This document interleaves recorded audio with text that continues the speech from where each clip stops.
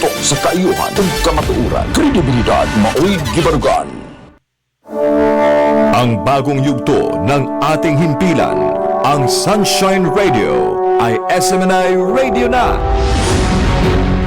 Patuloy kaming magbibigay ng mga balita, impormasyon, serbisyo at inspirasyon para sa Diyos at sa Pilipinas nating mahal. Ang SMNI Radio ay magsisilbing totoong boses ng bayan at maaasahan sa panahon ng pangangailangan. Handa ang SMNI Radio na maging kasama sa bawat yugto ng buhay ng mga Pilipino. Inyong maaasahan na patuloy na magsusulong ang SMNI Radio ng pagbabago at pag-unlad. Asahan ang mas pinaigting at mas pinagandang mga programa na ihahatid ng SMNI Radio. Hindi rin mawawala ang mga programang magbibigay inspirasyon at pananampalataya natin sa makapangyarihang Ama sa pamamagitan ng kanyang hinirang na anak, Pastor Apollo C. Quiboloy. Tuloy-tuloy sa pagkikinig at panonood dahil sa SMNI Radio, araw-araw kami magsisilbi sa inyo. Maraming salamat sa inyong patuloy na pagtitiwala.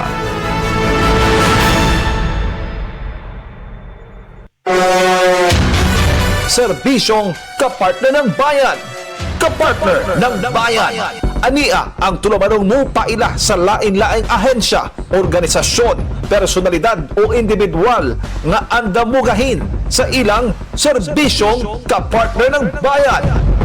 Atong sayron ang mataglakang nga nabuhat na ug angay pang buhaton alang sa ikauswag sa matag komunidad ug sa nasod sa kinatibuk-an.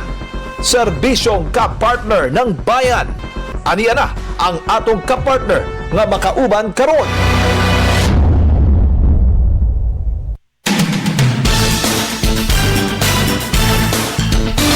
Good afternoon mga partners. Welcome sa itong programa Serbisyong Kapartner ng Bayan sa another productive episode na po ng atong pag-aubanan mga partners karong adlaw. Og syempre mga partners no kay actually last Saturday I think no niyanhi ang kadagkuan sa National Bureau of Investigation and Bureau of Customs no aron sa usa ka inspection nga gipahigayon mga partners diha sa pier nato diri sa Cebu. Unsay istorya mo na atong ipadungog sa inyo mga partners no. Anyway, welcome mga ka-partners, no? Siyempre, kamuna mina sa atong CBN ng DYAR, SMNI Radio Cebu. Of course, live po ta karon sa atong mga online platforms mga ka-partners, no? Sama sa atong mga online pages, sama sa SMNI Cebu, SMNI News Cebu Visayas o DYAR, SMNI Radio Cebu. And at the same time, no, ang official Facebook page, ang Kapartner ng Bayan. Atangin ninyo kay medyo interesting po ang atong ipadungog sa inyo karong hapuna mga partners sa atong programa. And din ato dugayon kay syempre para i-share na po na ako sa inyo mga partners unsay nagahitabo no diri sa ato ang syudad, particular diri sa Cebu, Mandawi, Lapu-Lapu ug ubang mga parte sa diri sa Sugbo mga partners. Abi ninyo overview lang no para bago nato madunggan ning gipahigayong press conference sa National Bureau of Investigation o sa Bureau of Customs no. Prior niining mga panahon ning adlaw si Manaha adunay na-discover no sa Manila Port kining mga container vans nga adunay kargamento nga mga sigarilyo no. Nya ang sigarilyo pa gyud dili siya known nga brand dili sa ato ang nasod no. Mo ni ang nasakpan karon sa mga ahente nato sa Bureau of Customs mo nang gi-question sa gikan na naibalaan nila nga dili gikan sa Cebu no. Eventually nagpahigayon og mga follow-up operations no, follow-up investigation og nasuta mga ka-partners nga adunay gyud ay mga container vans diri nga nay mga sulod no nga mga illegal na mga sigarilyo kay di man gigikan diri no. Og kung nabalitaan ninyo mga ka-partners diri sa ato ang balita diri sa SMNI DYAR Cebu nga adunay tay gibalita nga diha sa banda sa Talamban Bakayan no nga nadiskubre pud mga ka-partners no sa mga ahente nga adunay mga container vans diha nga naadunay mga sulod nga mga cigarettes no mga sigarilyo. And then pinakabag-o kining 25 nga mga container vans diha sa port diri sa ato particular diha sa Pier 7 no na pud na discovery nga 25 container vans nga naay sulod na pud nga mga illegal nga mga kargamento sama sa sigarilyo mga ka-partners. Og mo kana ang tuyo no nga nang nianhi ang ato ang mga kadagkuan sa National Bureau of Investigation, particular ang ilang direktor no, si Attorney Melvin Matibag og naapod si Commissioner no sa Bureau of Customs, si Commissioner Ariel Nepomuceno mga ka-partners. So sa ilang pag-inspection, bago ang ilang inspection, nagpahiya sila press conference, muna akong ipadungog sa inyong mga ka-partners. So paminaw na to, no, ang ipahiya yung press conference, kauban ang kining hiniusa, no, nga mga operasyon sa National Bureau of Investigation o sa Bureau of Customs mga ka-partners, kauban po ng ubang pang-ahensya. Paminaw na to ang ilang mga pamahayag. Sa mga kaibigan sa media dahil pwede na natin natin ulit na makapag-ulat sa ating mga kababayan.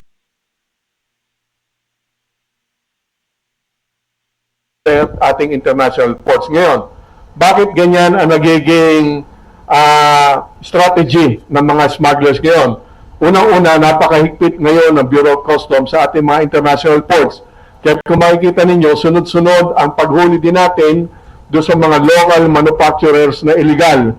Hindi dito sa Visayas, doon sa Tarlac at Pampanga, marami na tayong nahuli doon. Billion din ang halaga ng ating nahuli doon dahil sumusubok na ang mga sindikato ng illegal na sigarilyo, sumusubok sila ng ibang paraan kung paano makapag-negosyo ng illegal.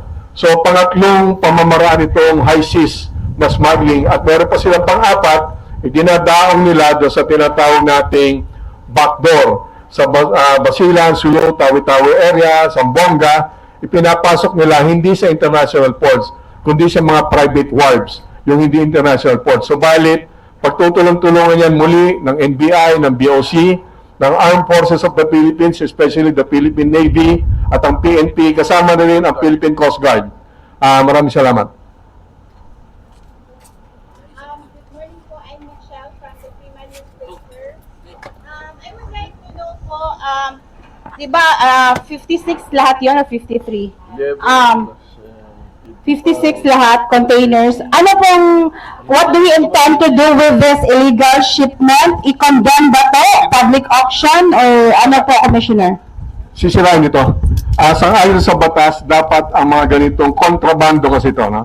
Ito ay mawasakin. Ngayon, ang trabaho naman ng Bureau of Customs, unang-una, babantayan natin ito upang masigurado na walang makakalusot papalik sa merkado. Pangalawa, ito ay sisirain at ito ay mawi-witness. Nandun manonood ang iba't ibang representatives bukod sa Bureau of Customs. Of course, in this case, trabaho ng NBI ito, dapat nandun din sila upang yung kanilang pinaghirapan ay hindi masayang. At nandun din ang representatives ng local government units at iniimbita natin lagi ang taga-Department of Health at nandun din ang representatives ng brand owners, yung galing sa sektor, legal na sektor ng industriya ng sigarilyo. Ang pagwasak nito ay sisiguraduhin natin talagang wasak. Ang pag-utos ko dyan, hindi na yung dating pinipison lang, ano, yung mabibigat na traktora, no? Pag nag-utos ko ito ay si shredder, ibig sabihin, pinupunit yon at yan ay pipisonin at babasain. At pagkatapos, yan ay talaga itatapon. Talagang papanoorin yan ng iba't ibang representatives para walang mawawala doon sa ating sinisira. At nandun din, imbitado, of course, ang miyembro ng media. Okay. Sir, na-identify niyo ba yung consignee kung taga-saan siya? Yes, meron na mga data na at may informasyon na galing ng ICC.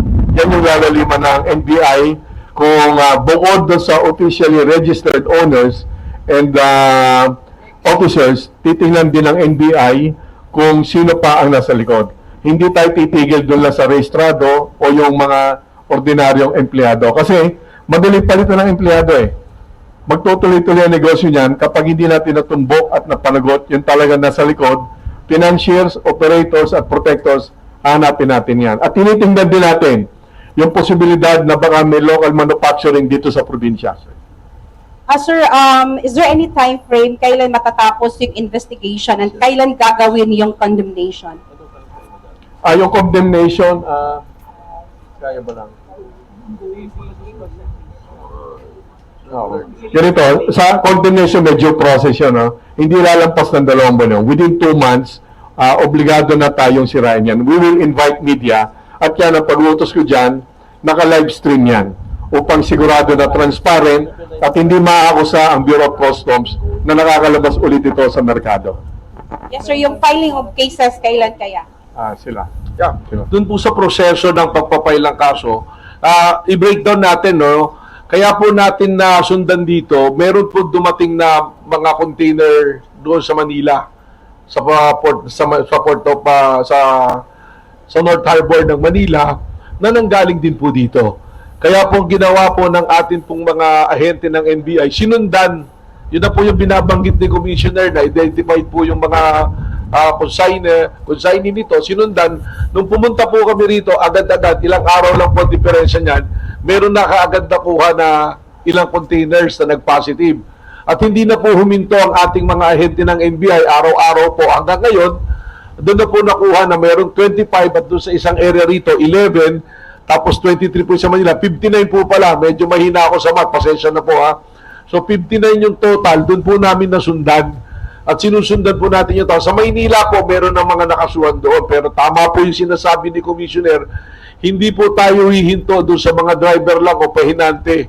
Sapagkat alam natin, nagtatrabaho lang yan.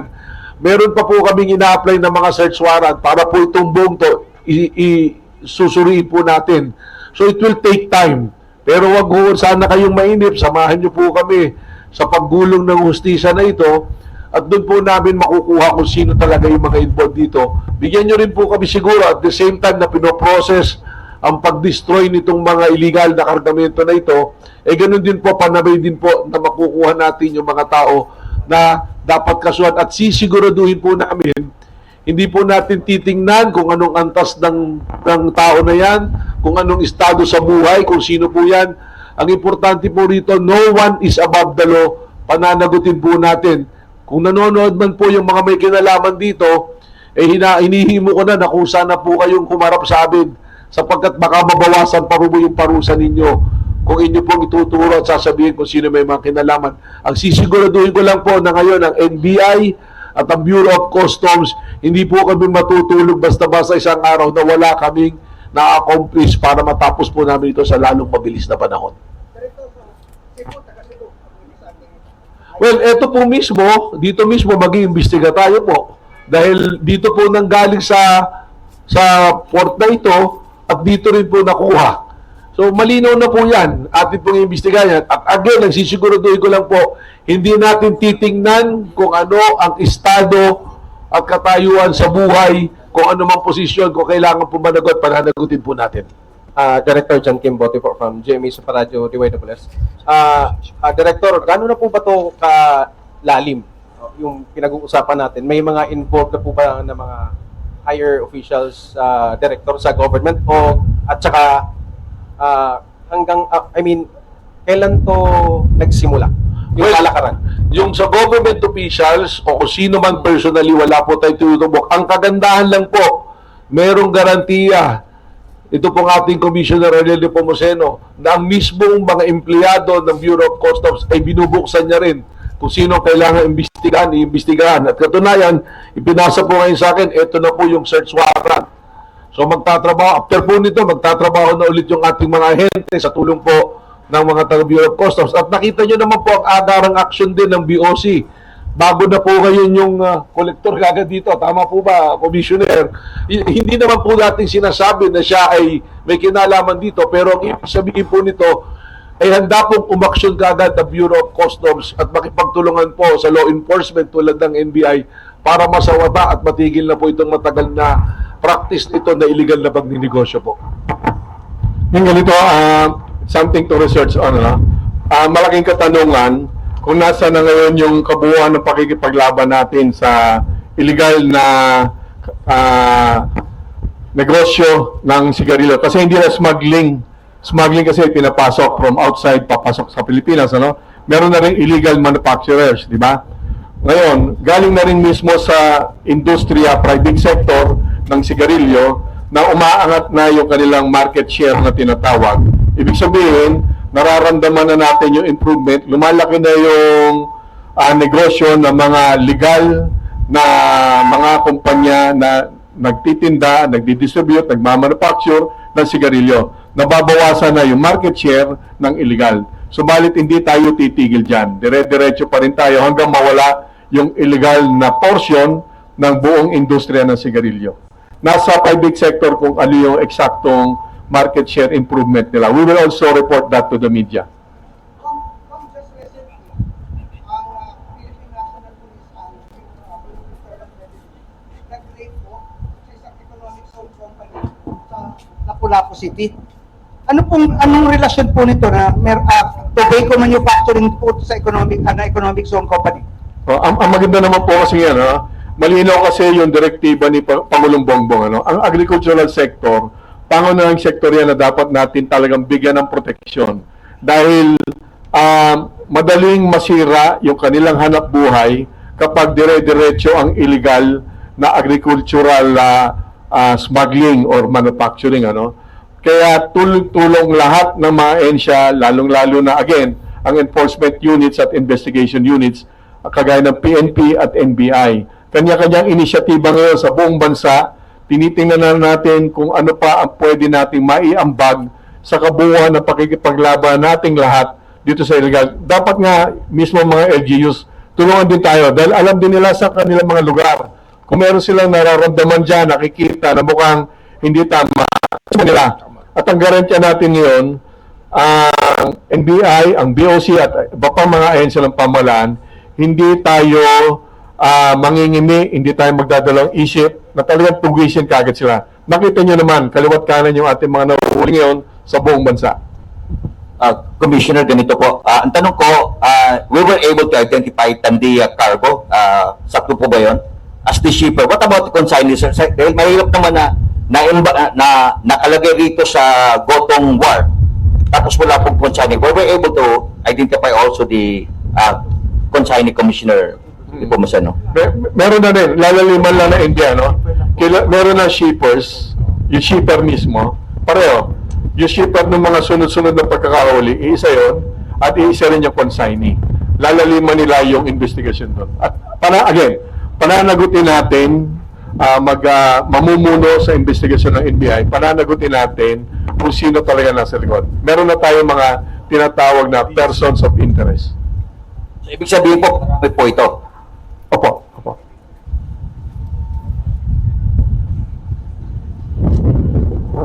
Sir, good morning. Wang Wang from DYRF. Sir, with this kind of confiscation ba, may possibility po ba na meron pa dito sa Cebu or any in the Visayas? And at the same time, what's your stern warning po sa mga local manufacturer possible dito rin sa Cebu? Well, yung una-una po, yung sinasabi nyo, possible na meron pa, there is the big possibilities na meron. Kaya nga po kanina, pinapakita ko, we applied for a search warrant para po lalo namin magawa yung trabaho namin. Ngayon, kung sinasabi po natin, kung meron sa ibang lugar pa sa Visayas, sa Mindanao, actually buong Pilipinas po yung tinitingnan namin dito. Binanggit lang nga po ni Commissioner Ariel na merong nahuli na rin sa Luzon. At yung tama rin po yung binabanggit niya, tinitingnan po rin namin na baka meron ng local manufacturing na nagmamanufacture ng ganitong sigarilyo na hindi dungan sa tamang proseso ng pagre-rehistro ng negosyo at hindi nag-aatas ng tinatawag natin yung tax receipt po dun sa ating mga sigarilyo na dapat ginagawa. At yan po, susundan po ng NBI at meron na po kaming direktiba sa lahat ng riyon, sa buong riyon po, sa buong Pilipinas, na bantayan ng kanilang mga lugar, lalong-laro na ang mga puerto, makipag-coordinate po sa Bureau of Customs para malabanan na po yung ganitong illegal na gawain. Again, ang garantiya lang po namin sa inyo, ngayon, itong panahon na to, based on the directive of our President Bongbong Marcos, ay amin pong patitigil ang illegal na gawain upang matulungan natin yung mga lehitimong nagninegosyo, upang pataasin natin ang revenue collection ng ating gobyerno para at the end of the day, ang benepisyo po darating po sa ating mga even maliliit nating mga kababayan po.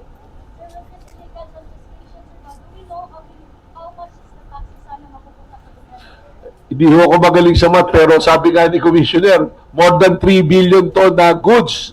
So magka-ilang percent po ba ang tax dapat? Ang taripa at yung pong sa excise tax na tinatawag. So you can imagine, anong estimate natin? Sa 3 billion. Sa BIR. At ito po ang BIR. Pakisagot nyo po nga kung magkano dapat yung napunta natin at ilang ospital at eskwelahan ang napagawa dapat dito. Good morning, everyone. I'm Suecto Baronda, Assistant Regional Director of the Bureau of Internal Revenue, RR13. On the part of the BR, we will focus on the taxability of this, like these articles, which is excisable because under the tax code, mere possession of unexplained possession of these articles without payment of tax is already a violation of the tax code. Now, on the part of the value for tax purposes, estimated, we have yet to finalize our report. It is at least 4 billion. Yes. Initially, but we will have to compute that again because I understand that we have yet to finish the inventory. Yes, but within the week, we will finalize our report and we will furnish it to the national office because for tax filing, it is the national office who has jurisdiction on this, considering the amount of the tax involved. Thank you. Lahat ng na-identify dito sa 25. 25 pa lang. 25 pa lang is, yes, assuming that there are more, then that will be revised. Well, we have to correct pala yung sinasabi namin ni Commissioner na 3 billion. Kasi yung 3 billion na yan, that is the estimation of Philip Morris, no? Kasi i-input namin sila for the computation. Ibig sabihin, that's the revenue going to the legitimate businesses, 3 billion. Plus the 4 billion ng ano, that's the supposed to be the revenue going to the government. So pag pinagsama mo yung mga buwis at taripa, baka lalagpas ng mga more or less 10 billion yan. Correct. Because on the part may taga-BIR po rito. Salamat. On the part of the BIR, we will also collect the penalties. We will not only collect the tax due, the basic tax. We will impose penalties on that. Are you going to collect the penalties? Well, doon sa identify, consignee? yes, who are involved. Sir, can you name the consignee, sir? For sure, meron naman kayo dyan. Nabanggit ko na po kanina yun, Tandya. Pero the same lang ng shipper at saka consignee? Yes. It's Yun lang the po yung same. lumalabas sa dokumento. That's why we need further investigation po. Kinukuha na po natin. We requested the DTI kung ibig sa DTI and we also requested the Security and Exchange Commission for the data po. And also kung saan pong local government sila. Hint lang, Director, baka Nag-request na po may tayo. pangalan kaya? Anong apelido kaya? Nag-request na po tayo sa SEC, no? If we have the names, ibubulgar po natin yan. Wala po tayong pagtatakpan dito. Hinuli na nga po natin yung 59 containers sila. There's no reason para pagtakpan pa po natin to. Commissioner Bombo Rex from Bombo Rancho. Commissioner Attorney, good morning. My question po ako, since before this operation at after rin ng operation na po ito, may mga nakumpiska rin na mga illegal smuggled cigarettes from Mindanao and Visayas by the PNP. So ang tanong ko lang, Commissioner, kung may info ka regarding this, kung connected ba or same na consignee ang nasa likod nito at may conspiracy ba para sa pag-travel or yung pag-deliver ng mga illegal smuggled cigarettes from China to the local markets po, Commissioner? Ganito, unang-una, ang mga nagawa na nating matagumpay na operasyon laban sa illegal na negosyo na sigarilyo, smuggling, manufacturing, hindi bababa sa 1,690 plus operations. Para lang makonteksto natin, no? Hindi isang dosena lang operations. 1,600 plus operations na. At marami na tayong kasong na isang pa. At yung mga matured cases na, yung iba doon may relasyon sa isa't isa, yung iba naman doon independent. Kumbaga, kanya-kanyang teritoryo yan.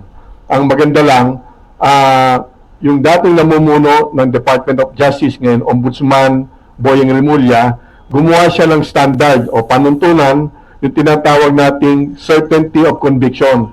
Ibig sabihin, hindi pwede tayo magsampa ng kaso na matatalo lang. dapat yung kaso na isasampa natin matibay based on documents, based on evidence, based on testimonials. Yung mga testimonies, yung mga tao na nagsasabi ano talaga nangyari upang manalo sa korte at mapanagot sila doon sa batas natin. So, may mga, just to clarify, napakarami ng successful operations, marami dyan magkakasama, marami din kanya-kanya dahil iba't ibang teritoryo. Mula Luzon, Visayas hanggang Mindanao, dire-diretso yung ating operations. To follow up po, Attorney Matibag, may na-identify po tayo na foreign na nasa likod nito. At ano yung gagawin natin? Coordinate po ba tayo with the Interpol para sa possible pagpakaso po? Sa ngayon po, yan na nga yung pinapalalim natin, yung mga individuals and companies na involved or personalities. Ngayon, doon sa tanong nyo, kung may foreigner at makita, dadaan po natin sa proseso yan. We have a good coordination with other law enforcement abroad. Sa katunayan po, regularly, meron kami pakikiwag-ugnayan sa kanila at tinutulungan din po natin sila na yung mga tumakas sa kanila na dito sa atin nagtago, tinutulungan natin maibalik. So, in return, by virtue of reciprocity and committee, ano po, pinabalik din naman nila yung tulong na yan. Kaya mas maganda po ngayon yung pagdalaw natin sa law enforcement.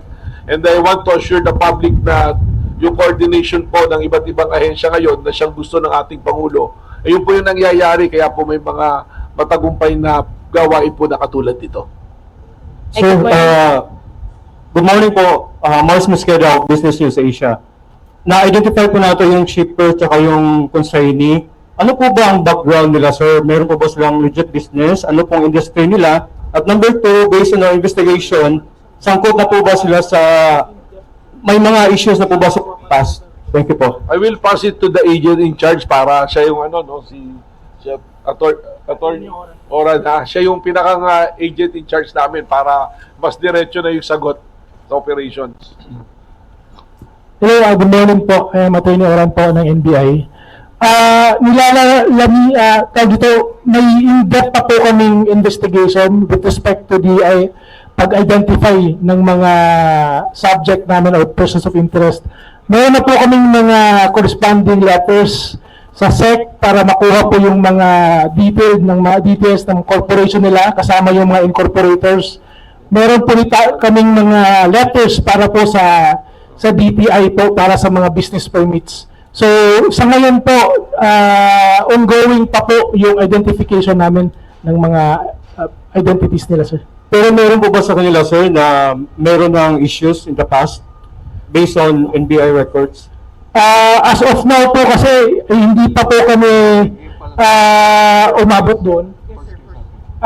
Yung iba kasi confidential pa and considering na pending po yung investigation at para hindi po ma-jeopardize yung investigation namin, leader po na hindi po muna namin masabi po ngayon.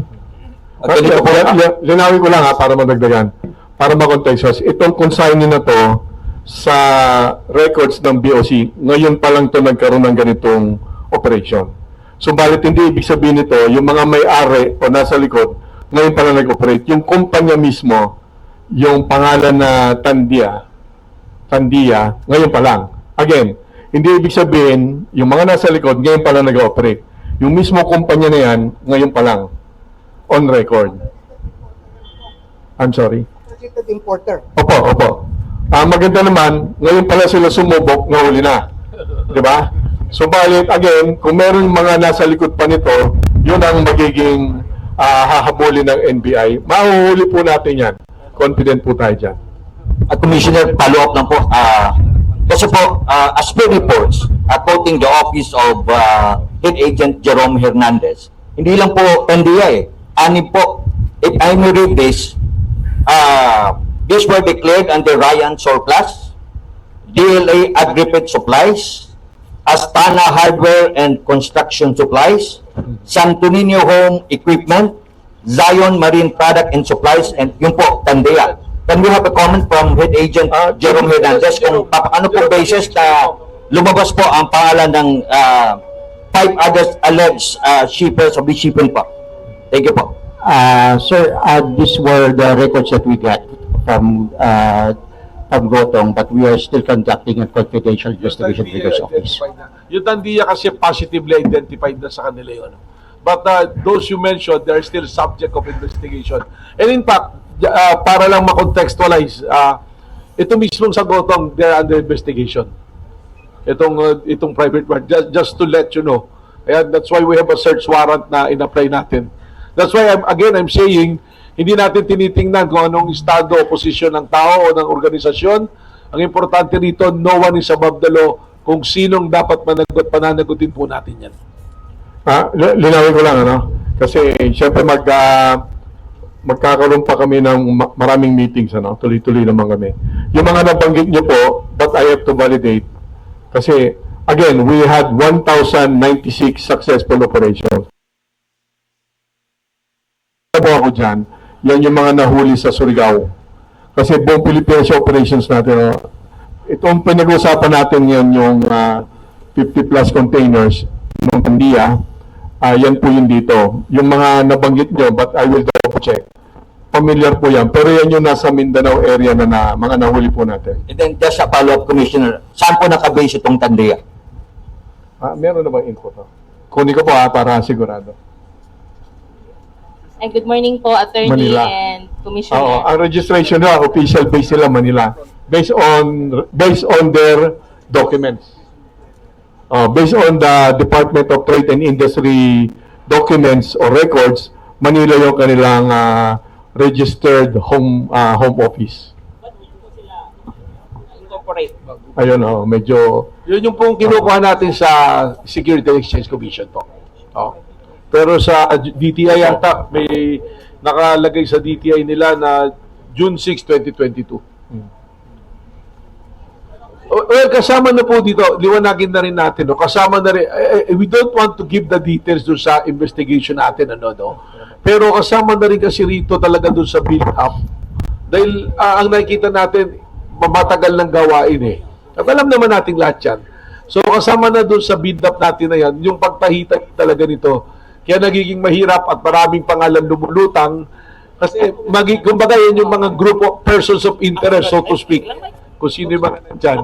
Kaya pinapalalim na there is a process, we have to apply for search warrant, we have to rely on our assets, on our intel. So, ganyan po yung ginagawa natin. At again, gusto magpasalamat sa Bureau of Customs mismo under the leadership of Commissioner.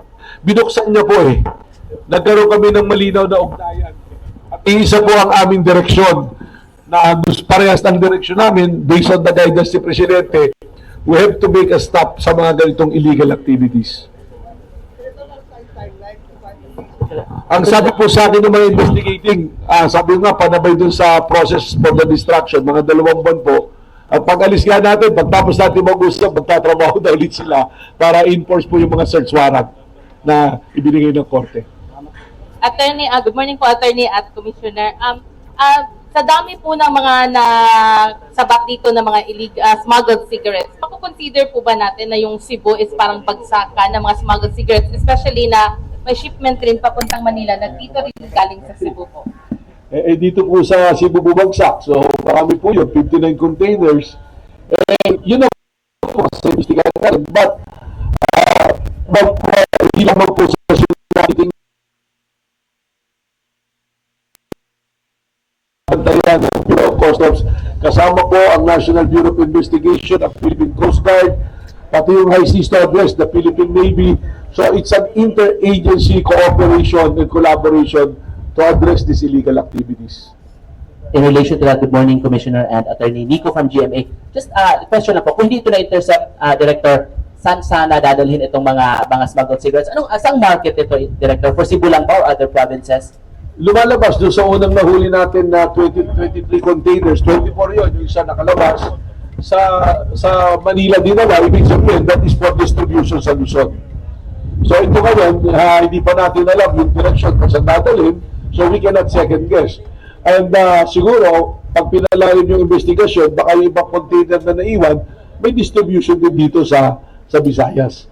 So kasama na po yan sa ating mga investigahan po para buwagin natin yung ganitong klase po ng sindikatong gawain po ng mga illegal na personalidad. If you see distribution po, Director, saan po binibenta? Because of course we don't usually see these mga smuggled cigarettes na binibenta sa mga malls o sa mga groceries. Saan siya common na makikita, mabibenta? We know relatively cheaper ito compared sa Sa ano yan sa mga probinsya yan,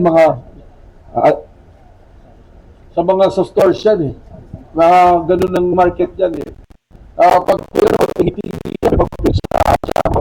malaki yung kita. Kaya pag tinignan mo yung mga naninigarilyo, warning na rin to, ako.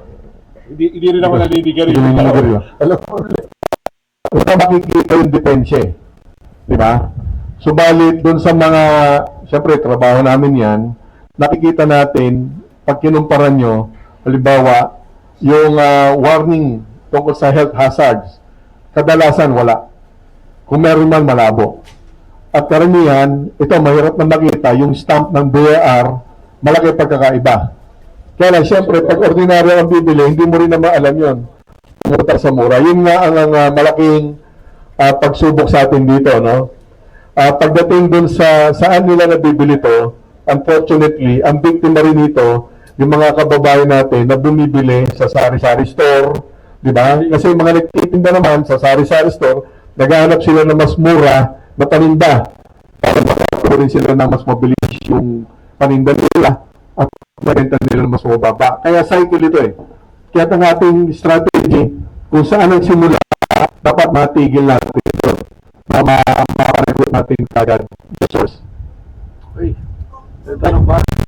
Recently, may mga nahuli po ang Cebu Provincial Police Office ng mga smuggled cigarettes sa Dumanhog, sa Panao City, at iba pa. May relasyon po ito sa itong...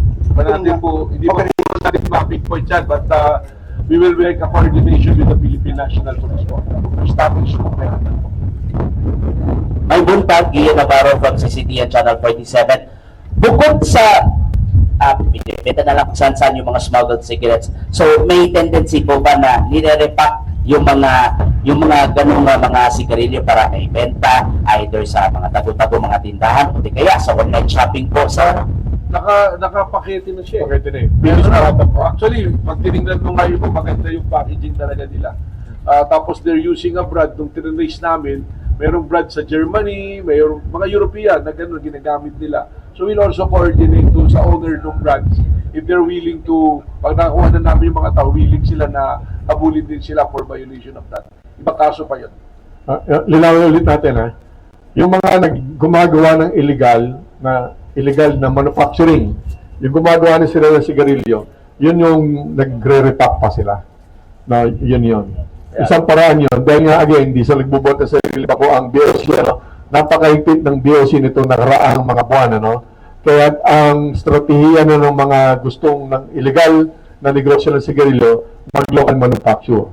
At pangatlo nilang ginagawa, inilalanding na nila, ibinabagsak sa mga hindi international ports. Kagaya nito, local port ito. Itong warehouse na to, di ba, for local shipments. So yung mga hindi international ports na walang BOC, doon sila sumisiksik ngayon. At may panghuli pa ngayon, at bina-validate natin yan, at ako'y naniniwalang meron nun. Kaya kailangan natin Philippine Coast Guard yung high seas. Sa dagat, ibinabagsak mula sa malaking barko, papunta sa maliit na delivery vessels.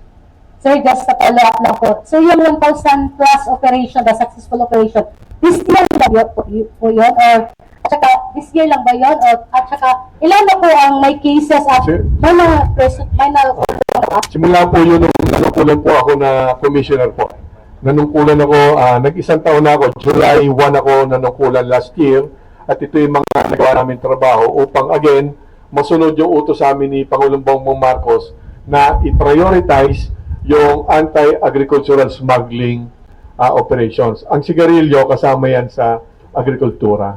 At siyam ang nakasampa na doon sa korte. Doon sa 1,096 kasi iba doon, inaabandon na, may mga nahuli pa kaming nakabaon sa lupa na sigarilyo at may mga, sa ngayon, ang progresibo na sa korte, siyam na kaso. Before we proceed po, last two questions from our friends from the media. Last two questions po tayo. Tutan concerns po. Thank you. Wala na po. Message na lang po ninyo sa mga smugglers ng sigarilyo. Todo, Turn warning para todo ang pakikipaglaban ngayon natin pamahalaan laban dito sa sigarilyo. Dahil ito ay mayroong direktang epekto sa ating industriya mismo ng sigarilyo. Sila yung lehitimo dapat proteksyonan. Dahil meron silang empleyado, meron silang mga kauuhan na maapektuhan din kapag ang illegal ang nananalo laban sa legal. So dapat natin puksain. Ang pangalawa, maraming mga nadadaya na taxes or duties sa excise tax na dapat makokonekta sana ng pamahalaan na siya naman magagamit natin sana sa mga programa patulong sa ating mga kababayan. Ganito. Ngayon nakita naman nila, palagay ko naman malinaw na talagang dire-diretso ating pakikipaglaban sa kanila. It's a matter of time. Talagang mapipilayan natin ng todo itong illegal na industriya ng sigarilyo. Kung ako sa kanila, hintayin na lang nila, siguro hindi na kami pinuno ng NBI at ng Bureau. Dahil hindi niyo po kami maareglo. Diretso ang aming pakikipaglaban dyan. Seryoso kami.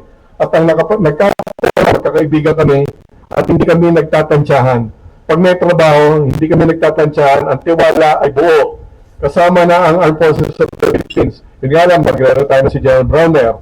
At ang Coast Guard, si Commandant Gaban, personal friend din natin yan, hindi magtatansyahan ang iba't ahensya ng palaan. Dire-diretso kami.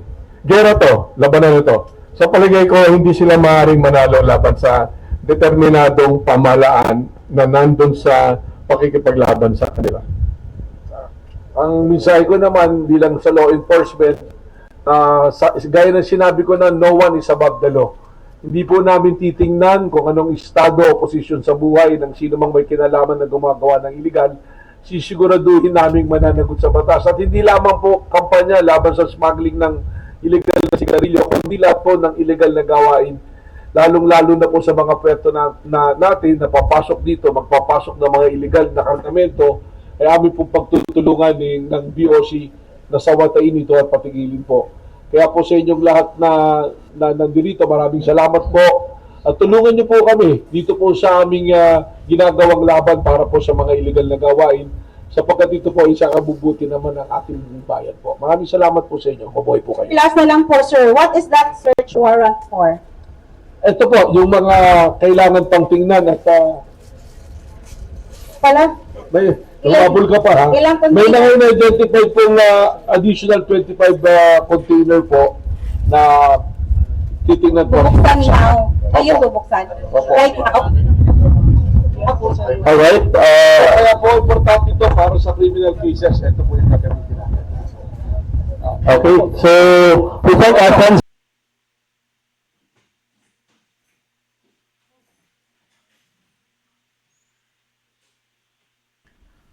Alright, mga partners, no? Ang gipagayong press conference kaniya itong Sabado sa National Bureau of Investigation, kauban ang Bureau of Customs, no? Nadunggan naman ginato, no? Unsay mga katuyuan nini. Approximately almost or more or less 4 billion pesos ang kantidad, no? Estimated estimated kantidad ni mga sigarilyo.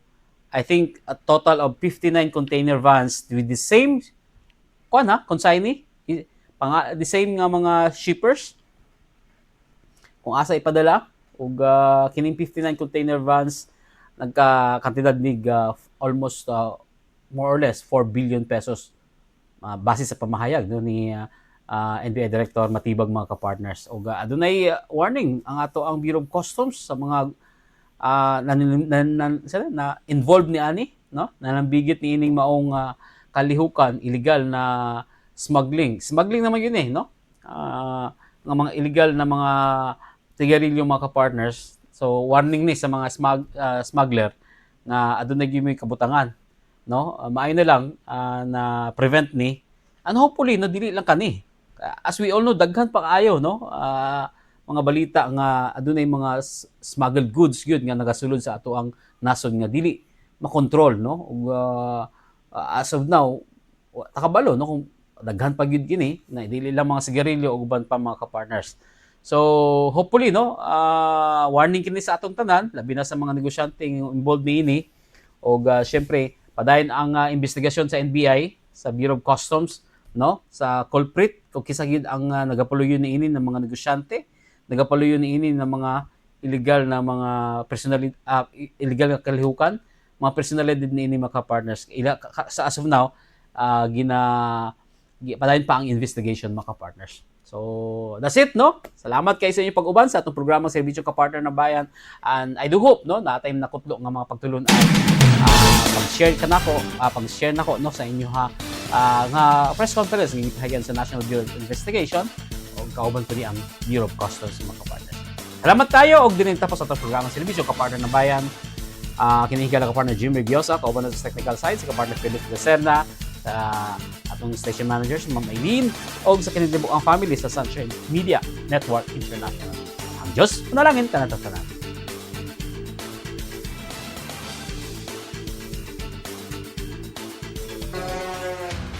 Maukadto ang tulumanong serbisyong kapartner ng bayan. Ubani kami ninyo sa sunod na higayon. Matag Lunes hangtod Biyernes sa susamang oras, 1:00 hangtod 2:00 hapon. Dinhi lamang sa DYAR 765 SMN Radio Cebu.